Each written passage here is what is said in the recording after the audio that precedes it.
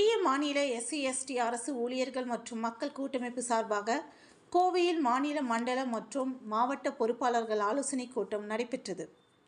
கோவை ரயில் நிலையம் பகுதியில் உள்ள தனியார் அரங்கில் மத்திய மாநில எஸ்சி/எஸ்டி அரசு ஊழியர்கள் மற்றும் மக்கள் கூட்டமைப்பின் சார்பாக அதன் மாநில மண்டல மற்றும் மாவட்ட பொறுப்பாளர்கள் ஆலோசனைக் கூட்டம் நடைபெற்றது. கூட்டத்திற்கு மாவட்ட செயலாளர் மணிமாறன் தலைமை தாங்கினார். மாநில பொறுப்பாளர் மாதவன் வாழ்த்துரை வழங்கினார். தொடர்ந்து நடைபெற்ற ஆலோசனைக் கூட்டத்தில் இந்திய நாடு சுதந்திரம் அடைந்து 77 ஆண்டுகள் கடந்த பின்பும் கூட பட்டியல் மற்றும் பழங்குடியின மக்களின் வாழ்வாதார முன்னேற்றம் இன்றும் கேள்விக்குறியாகவே உள்ளது எனவும், கிராமங்களில் இன்னும் ஜாதிய ஆணவ கொலைகள் நடைபெற்று கொண்டுதான் இருக்கின்றது. இவற்றை தடுக்க வேண்டும். எஸ்சி/எஸ்டி பின்னடைவு காலி பணியிடங்களை நிரப்ப நீதிமன்றம் ஆணை பிறப்பித்தும் இதுவரை நிரப்பப்படாமல் உள்ளது.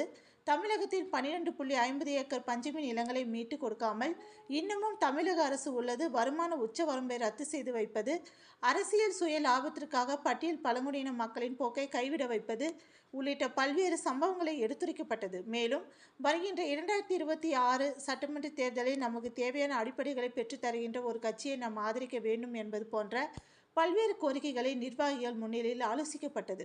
இந்த நிகழ்ச்சியில் அன்னூர் பகுதி ஒருங்கிணைப்பாளர் தாமோதரன், மாவட்ட பொருளாளர் சம்பத், திருப்பூர் அன்பரசு, PSB மாவட்ட தலைவர் வேல்முருகன், யோகமூர்த்தி, செல்வராஜ், பட்டியல் மற்றும் பழங்குடியின நலக்குழு உறுப்பினர்கள் செந்தில்ராஜ், சுந்தராஜ், பட்டியல் மற்றும் பழங்குடியின கண்காணிப்பு குழு உறுப்பினர் சக்திவேல், அனைத்து சமூக மக்களுக்கு உதவும் பேரவை அமைப்பு நிறுவன தலைவரும் சமூக ஆர்வலரும் வழக்கறிஞருமான புஷ்பானந்தம், பகுஜன் சமாஜ் கட்சியை சேர்ந்த ஆறுசாமி, கிருஷ்ணசாமி, சிவாஜிராவ், ஓய்வு பெற்ற முன்னாள் உதவி ஆணையாளர் கருப்பையா உள்ளிட்டோர் பலர் கலந்து கொண்டனர் என்பது குறிப்பிடத்தக்கது.